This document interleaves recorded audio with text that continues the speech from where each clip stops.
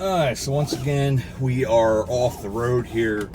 We're right near this gas station. There's a cool roadside find where there's a bunch of old cars, including a Hudson. It looks like there's like 4 or 5 really neat, old, unique cars there.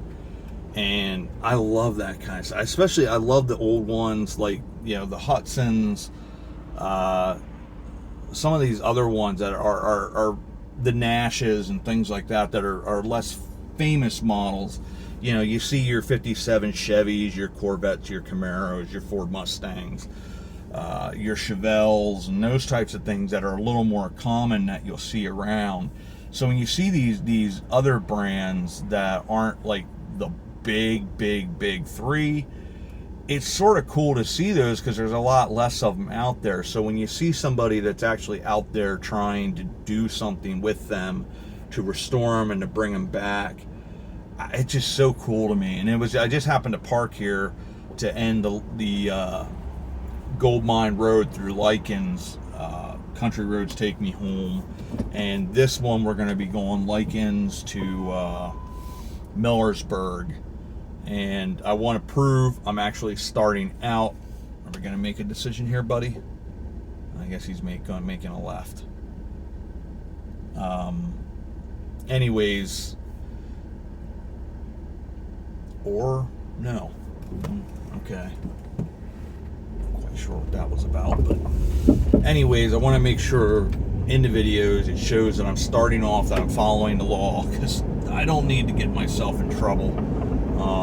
That I'm not touching my phone actively at all, because with the new Pennsylvania laws, you have to be very cognizant of that, and you need to be following the law, because we need to not be doing distracted driving.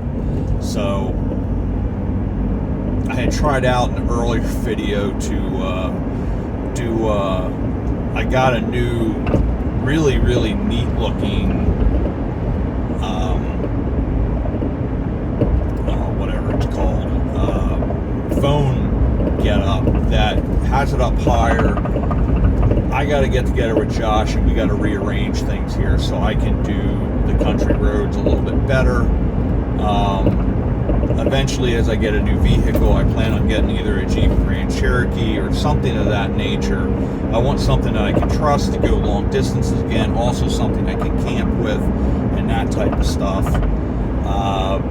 Chuck is getting a little older, a little more shivery, and, you know, like me, we'll still break Chuck out here and there to do adventures with Chuck, which will be an interesting series that we'll wind up doing. And maybe we'll do adventures with Chuck, the Hometown History's Automotive Genius series, where we go to places where we get to view other cars, the predecessors to Chuck, or whatever. This is the little town of Big Run. But anyways, we'll do something with Chuck. We're going to keep Chuck around because Chuck's been good to us. And then we'll have to have a competition to find a name for the new car that'll be coming into play. And we'll probably as well, because of what's coming for me, I will make some kind of announcement once it starts happening, because there'll probably be some changes with Patreon and things like that, because I'll be honest, I'm gonna wind out once this stuff happens, I'm not gonna need that anymore. Like right now, I can't tell you how much I appreciate the gifts that people send. I appreciate Jay so much, who gives and really helps me out, because I have no way of making an income right now. I'm having more and more options coming up of things that I can actually physically handle, but I can't risk doing a normal job because my body is just that is what it is. And I got injured twice, and I don't want to keep on repeating that. So I've got a good future coming. It's just a matter of this getting off topic. This is one of the reasons, Chuck, I got to get some stuff replaced in the front of him, because he's quite jiggly and noisy. This road is not terribly fantastic either, but he makes a lot more noise, and it's Chuck Garoni, we'll say that. This, I believe, is, I might be wrong, but because Elizabethville normally has, I think they have Welcome to Elizabethville, but this might be Elizabethville. I didn't think it came up that quickly, but I'm not sure. No, I don't think this is. This is not Elizabethville. This is something else. Another one of these cool little towns. No, this is definitely not Elizabeth. Elizabethville is a good, decent-sized town. This is whatever this is. Loyalton, I think, is what it's called. There is a town sign there, I believe. Yeah, that's Loyalton. Yeah, Elizabethville's 3 miles yet. But anyways, a couple different series and things that we'll wind out being doing and stuff like that. And then once whatever needs to be done, say surgery-wise, and I heal from that, then the channel will move forward. And then at that stage as well, we'll start approaching doing the YouTube meet and greets, starting those up. There's a couple different people that are starting to do these again. It's Random Adventures 2.0. He just started one that they're going to do annually, I guess, at Knoebels. They sort of got together with a lot of different people were there.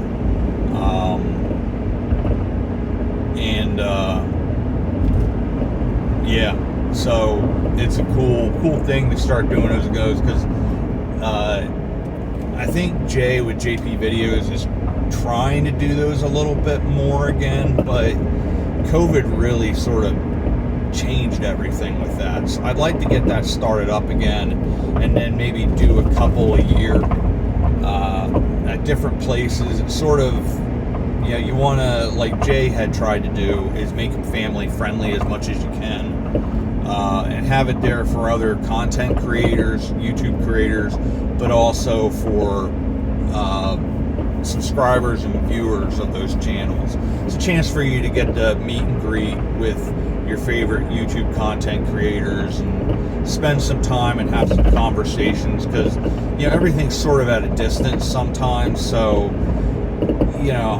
I finally starting to get to be around a couple other content creators and subscribers that I've met with, so I want to start doing more and more of that. Hopefully Lewis and I from Simply Explo Venturing will start being able to film together a little bit here in the near future. See if a couple different places that maybe he'd be interested in going, that type of thing, and go from there. But I'd like to get out with Cheryl and Chris from Sun Plus One out in the Allentown region. Also Colleen at some point, film together, and a number of other channels as well that it'd be sort of cool to at some point get a chance to film together. But anyways, that's sort of where we're at. We're heading, this will be Elizabethville. This is such a really cool little town. My mom used to talk about this all the time back when she played basketball, and they had women's basketball was different from men's because they didn't think that women could run the entire court, so it was sort of 3-on-3 on each side of the court. So you'd have 3 defensive players against 3 offensive players, and vice versa. So my mom was a tremendous defender, but she was also an extraordinarily good offensive player. And they used, one of their main rivals was Elizabethville, because each town sort of had their own high school back then, until you had the public school system sort of started towards after she graduated. They started to bring the school districts together, so all those towns that had their individual high schools would then all get sort of ramped up into one. A bunch of pretty little churches here as well in the town. I love this building on the left on the corner. It's got this unique sort of tower type thing.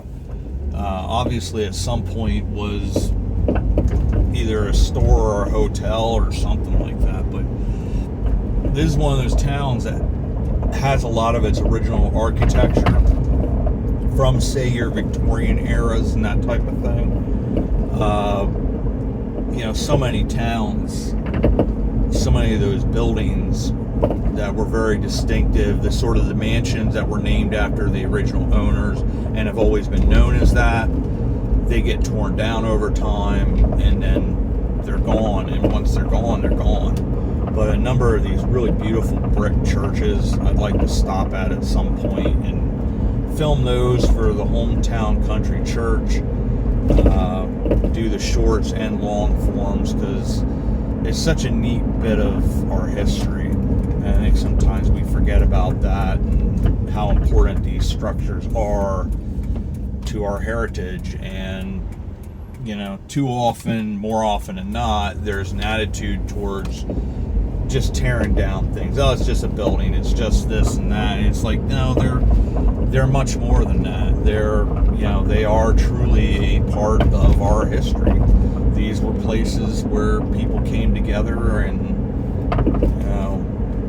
it's where you'd share news. You'd just commune. People would gather together and just got to know each other. And it was back when communities really looked out for each other. It was one of the cool things from the conversation I was having with some gentlemen with Pop's Cards, is how neighbors truly looked out for each other. And he's talking about, like, this person had this health issue and this neighbor came over specifically to look after him. Like, I think he said, like, it was his mom that had polio, and there was a stigma with polio that probably in some ways like AIDS, that you get it via airborne and whatever, and people were really ostracized.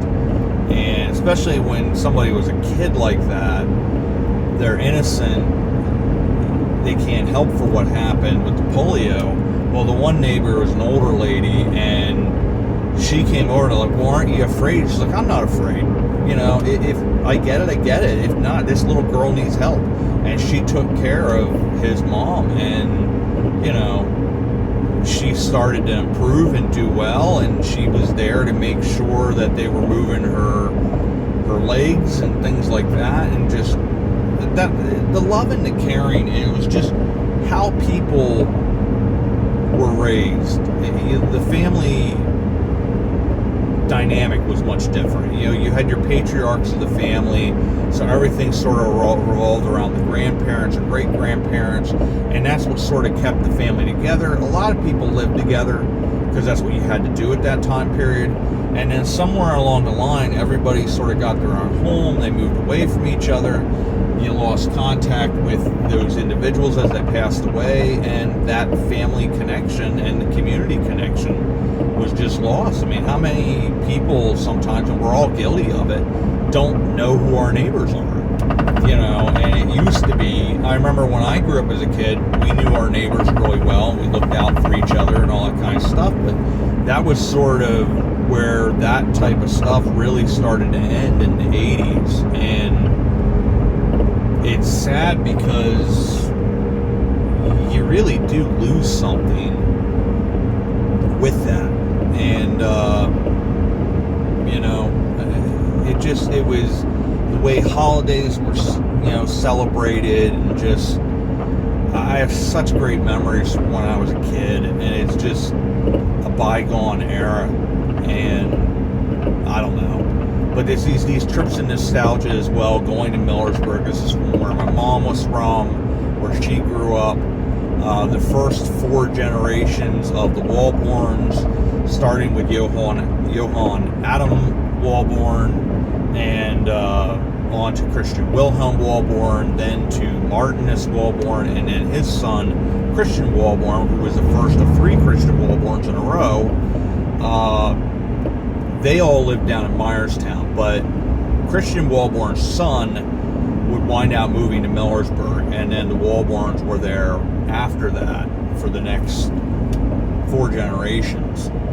2 Christian Walborns, then it was either a George or a Daniel Walborn, and then Elmer Walborn, my grandfather, and then the kids all sort of moved away from there, and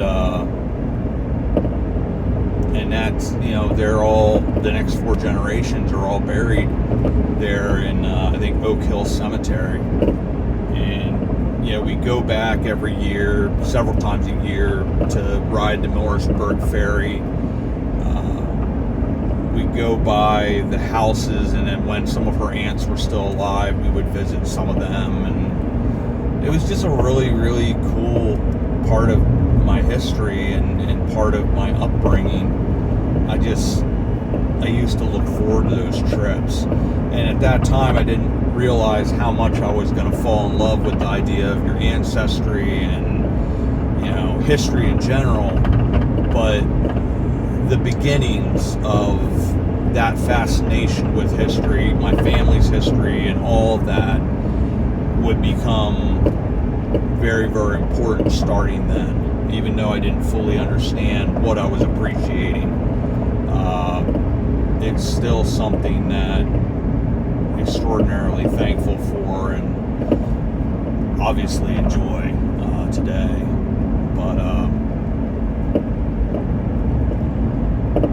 But today we're going to be concentrating. It'll depend on how I'm feeling, but we're going to get this gravestone cleaned for my grandma and grandpa, Walborn.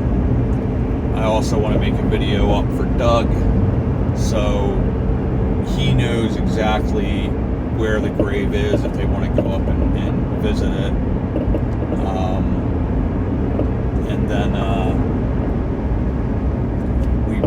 I'd like to try to go on the Millersburg ferry. It depends on, like, my gut right now is a little funky, and it's a long trip, so I don't necessarily want to be in the middle of Susquehanna and certain things hit. It's not going to be a happy moment for me or for anybody else, so I got to see where I'm at, because the gut's a little off again today, and it's just something I have to figure out. Schmucker Gardens. Oh, I think we're going to turn around because I saw something that I need right now. We're not going to go into details, folks. I just know I've been looking around, and I just saw that which will fulfill that need and makest me happy before I become unhappy, because things have happened and will make for an unhappy trip.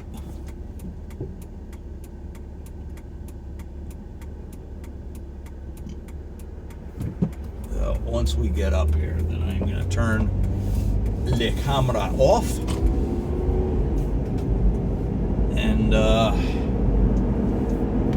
go from there.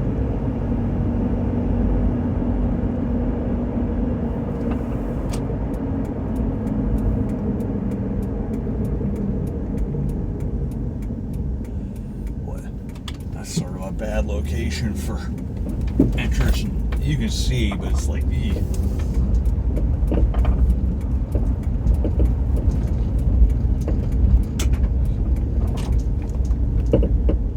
as you can see where I am heading.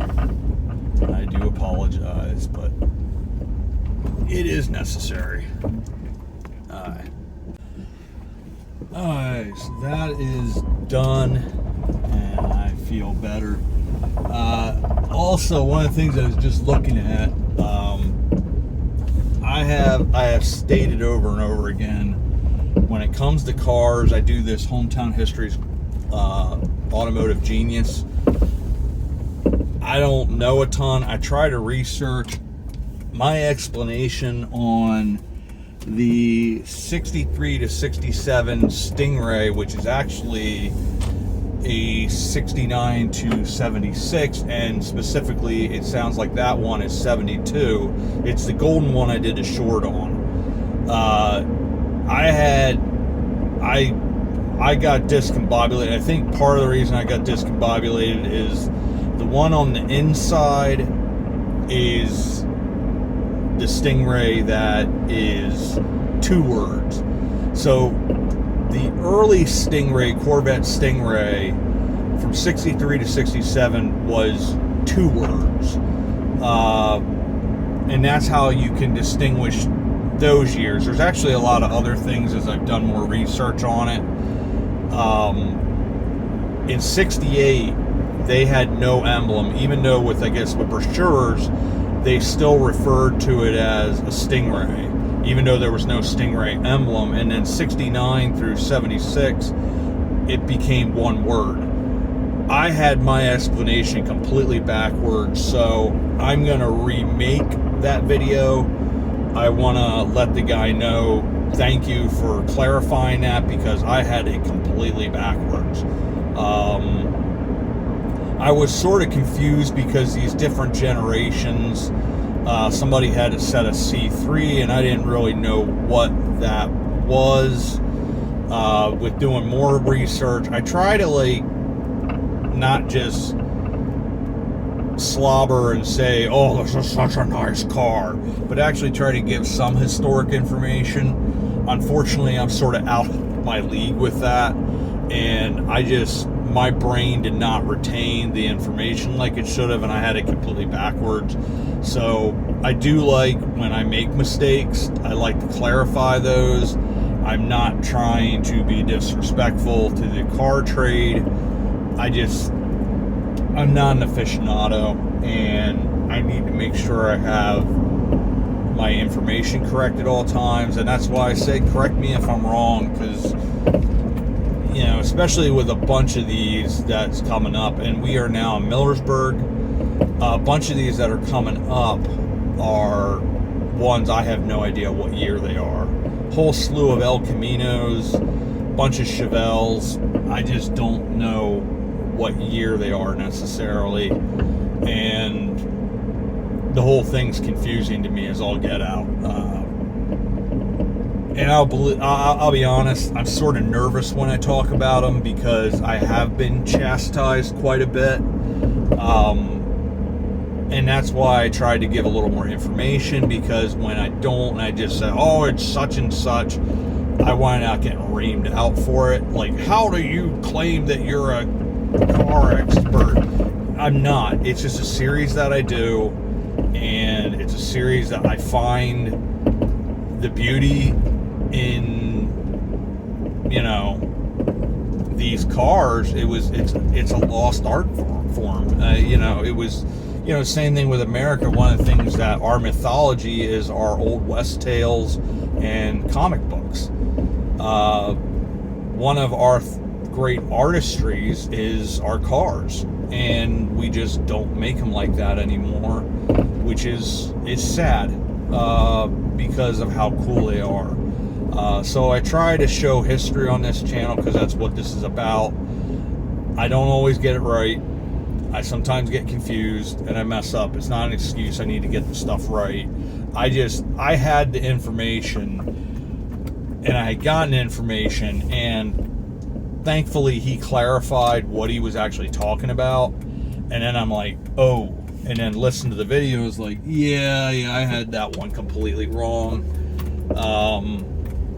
So yeah, I want to clarify that. There's going to be another video put out, and then I also want to clarify on that video that I had messed up, and because I want to have my information correct, and I just have it completely backwards on that one. Like I said, I'm sort of outside of my league with that stuff, which is why I get sort of nervous. And yeah, but anyways, so we are, oh wow, okay, I'm hoping this is open to, it's not, crap. Okay, that's interesting.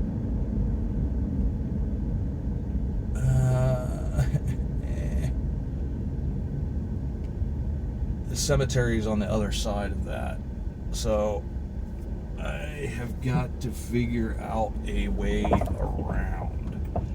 So we are going to turn around here,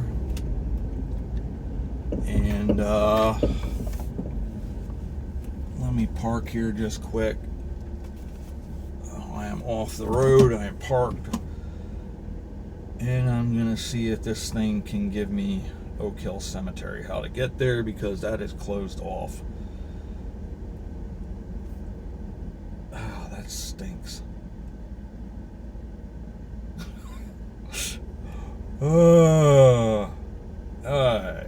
Yep, there. Let's bring that up. Oak Hill Cemetery. You're a tenth of a mile away, but unfortunately the road is completely blocked. Alright, cool. So it is giving me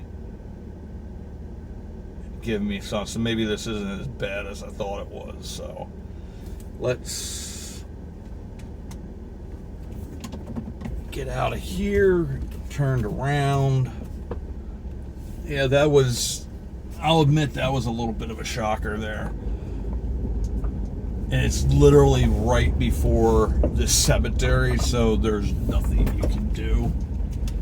That's the detour they're talking about, 147, I guess. I don't know. So let's figure this out. How do we get around this to get to where we want to go? Well, this took a little bit of a different turn.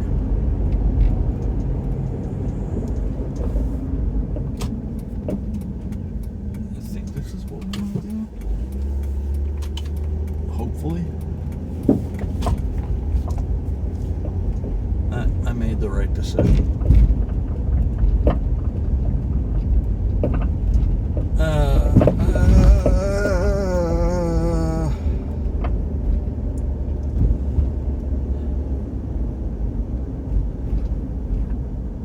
Millersburg's also got a very interesting setup with one street's one way, next street is the other way, sometimes a bunch of them in a row, or it just sort of is confusing. And hopefully this thing's actually giving me the right directions. And as I have had GPS try to kill me a couple of times. Ray Street. I'm gonna let you go because you're blocking off the road.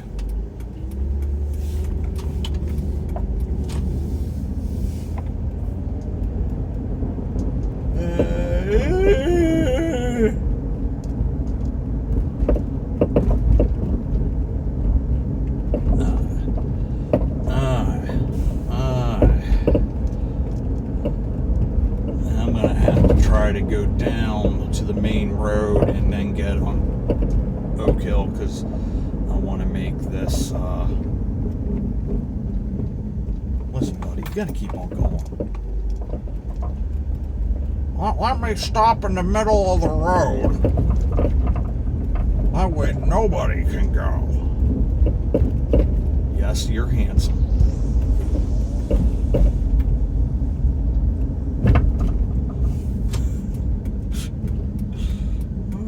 Okay, I'm too far over. I gotta. Yeah, there's a cemetery. This is the back half. Okay, so we're in the right place. So I am gonna try to find a place to pull off just quick, and that way I can do this video for Doug. Because I want him to know where Grandma and Grandpa Walborn are actually buried. I'm going to pull off here, and this is where we're going to end the Country Roads Take Me Home. Thanks for coming along, guys. It's such a blast being able to do these trips with you guys. So as always, thank you, and we'll see you all about town.